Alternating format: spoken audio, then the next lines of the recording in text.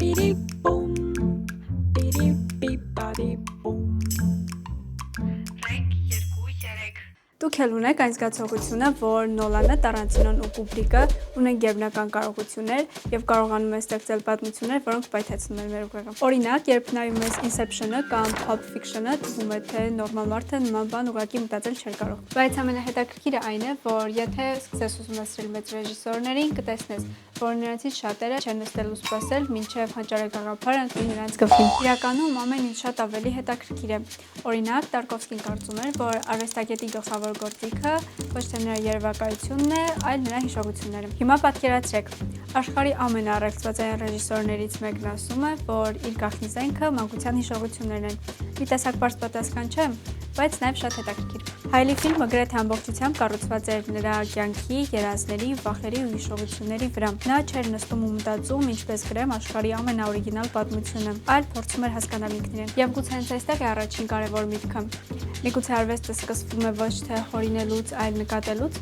բայց բոլոր ռեժիսորները չէին, որ համաձայն էին դրա հետ։ Ռասելան օրինակ ասում էր. եթե չես կարդում, չես կարող գրել, ու եթե անկեղծ լինենք, բավականին տրամաբանական էր, որովհետև ամբողջ օրը Instagram scroll անելով հաջորդ 7 սամուրայները չես գրի։ Քուրասավան հավատում էր, որքան շատ գրականություն, պատմություն, արվեստ ու փիլիսոփայություն ես կլանում, այնքան ավելի շատ նյութ կունենա ուղեղդ նոր գաղափարներ ստեղծելու համար։ Եվ հետաքրքիրը այն է, որ գիտությունն էլ մոտավորապես նույն բանն է ասում։ Մեր ուղեղը շատ հազվադեպ է նոր բան ստեղծում լրիվ սրոյից։ Ավելի հաճախ վերցնում է արդեն տեսած, լսած, կարդացած բաները եւ դրանք միացնում անսպասելի ձևերով։ Դրա ամենահայտնի օրինակներից մեկը Տարանտինոն է։ Տարանտինոն նույնիսկ չի թաքցնում դա։ Նա բառացիորեն կինոման է, ով հազարավոր ֆիլմեր է նայել եւ հետո այդ ամենը խառնել իրար։ Քրեական ֆիլմեր, մարտաֆիլմեր, վեսթերներ, կոմիքսներ խառնում ենք եւ Pulp Fiction-ը պատրաստում։ Բայց գուցե ամենահետաքրքիր մոտեցումը Նոլանինն է։ Նա հաճախ ասում է, որ իրեն հետաքրքրում են ոչ թե պատասխանները, այլ հարցերը։ Inception-ը սկսել է մի հարցից։ Կարող ենք հայտնվել ուրիշի երազներում։ Մեմենտոն ծնվել է հիշողության, իսկ Ինտերստելարը ժամանակի եւ մարդկային գոյության մասին հարցերից։ Այսինքն Նոլանը պատմություն չէր փնտրում։ Նա փնտրում էր մի հարց, որը հանգիստ չէր տալիս իրեն։ Ու այստեղ մի հետաքրքիր տարբերություն կա։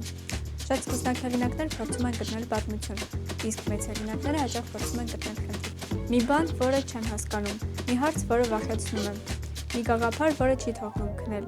Եվ հաճախ հենց այստեղից էլ ծնվում են լավագույն ֆիլմերը։ Եվ այս ամենից հետո առաջանում է գլխավոր հարցը. կարող ենք սովորել լավ գաղափարներ ունենալ։ Կարծում եմ այո, բայց ոչ կախարդական ձևով։ Չկա կոճակ, չկա գաղտնի մեթոդ։ Փոխարենը կա 3 բան.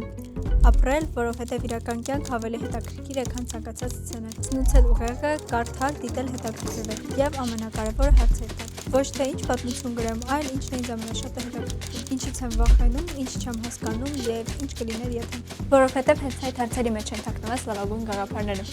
Եվ գուցե մեծ ռեժիսորների գաղտնիքն էլ դա է, նրանք ուղղակի ավելի ուշադիր են նայում աշխարհին, քան մնացածները։ Եթե այս թեման քեզ հետաքրքրեց, բաժանորդագրվի ալիքին եւ մեկնաբանություններում գրիր, թե որ ֆիլմի գաղափարը ամենաշատը քեզ զարմացրեց։ Bidi-boom, bidi-bidi-badi-boom. Քեզ զարմացրեց։